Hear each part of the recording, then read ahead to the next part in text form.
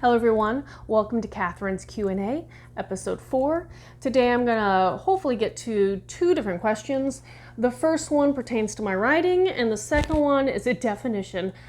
Okay, so the first one came in from Natalie and she asked, what in God's name made me choose to kill off my characters in my stories? First and foremost, that is not always the case, but in my new adult and adult works, I have multiple characters that do not make it till the end.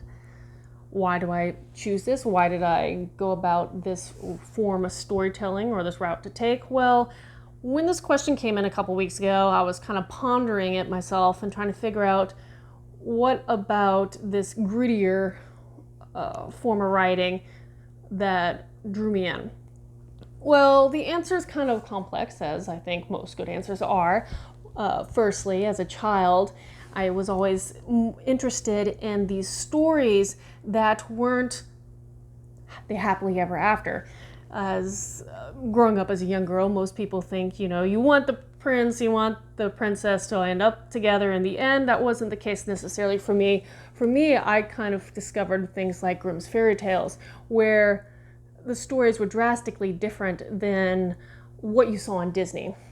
Case in point, there's Story Rapunzel. Disney came out with the movie Tangled, and just like any kind of fun Disney movie, you have the animation, you have the music, the characters have win over evil and end up happily ever after.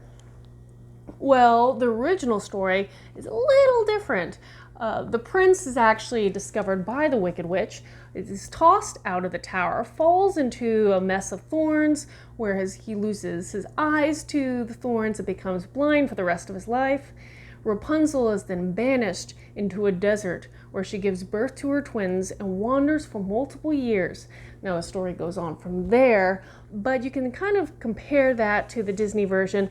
It's a little different. Both Rapunzel and the prince have now had experiences that have forever changed them. And they're pretty harsh experiences. So for me, stories that are where characters don't always come out unscathed did strike me as, and I think it was because there is a reality to it. Because people, when they experience anything, you have a whole smattering of emotions. You have the positive, you have, happiness, elation, but you also have sorrow and frustration and anger. All of that is part of the human experience and kind of works to create or why you are you. And for people, who have dealt with tragedy, I've been personally very fortunate growing up. I was, and still I think I'm considered very optimistic. I did not have major deaths to deal with or comprehend as a child, but that's not everybody's case. There are others who have dealt with tragedy at all ages. And to kind of shy away from those kind of more negative aspects of life, I don't necessarily agree with. So I'm okay with embracing both good and bad things. In my adult works, they kind of tend to list a little more toward the grimdark style. And if you don't know what the grimdark style is, that is a form of storytelling which is dark, gritty. The subject matter can be bleak. There's high violence or high mortality. Some good examples are Game of Thrones or The Walking Dead.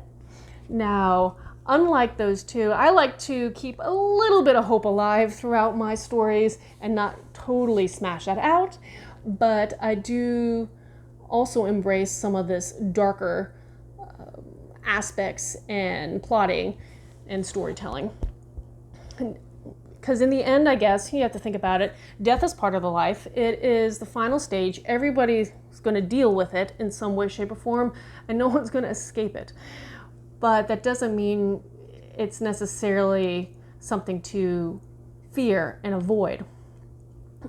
Also, I guess kind of going into this topic for me and why I chose this kind of darker writing forms, I do like having heroes go through big trials.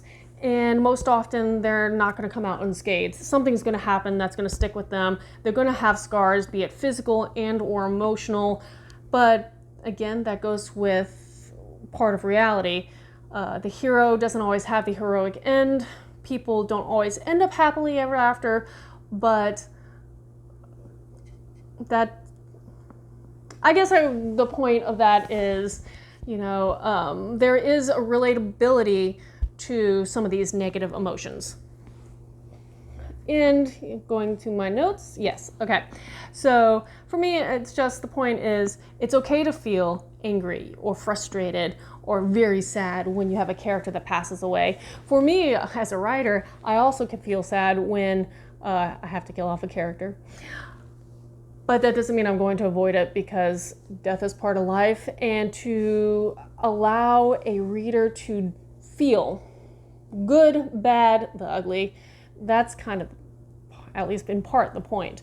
So you want the reader to feel things. That means they do have an attachment to your characters, which is a good thing. Okay, so I guess that's kind of answers that question. And let's see. Okay, so the other question that I have just a little time of, I know I'm running long today, was put in by Patrick. It's a definition question, being a little cheeky, I can see. And the question is a hot dog a sandwich? Well, by definition, a sandwich is a piece of meat between two slices of bread. So consider the hot dog.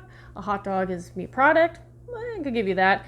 But a hot dog bun in truest form is a split piece of bread and not two pieces. It's one piece that's kind of split partially through. So in the end, I would say, in my opinion, by the definition, a hot dog is not a sandwich, though it's a close kin. Okay, so for any of you who want to ask me a question, you can do so in the comments below or message me on my social media. That is also listed below. If you liked this topic today or want to watch more, just let me know by hitting that like button. And I guess I will see you next week. Until then, Skål.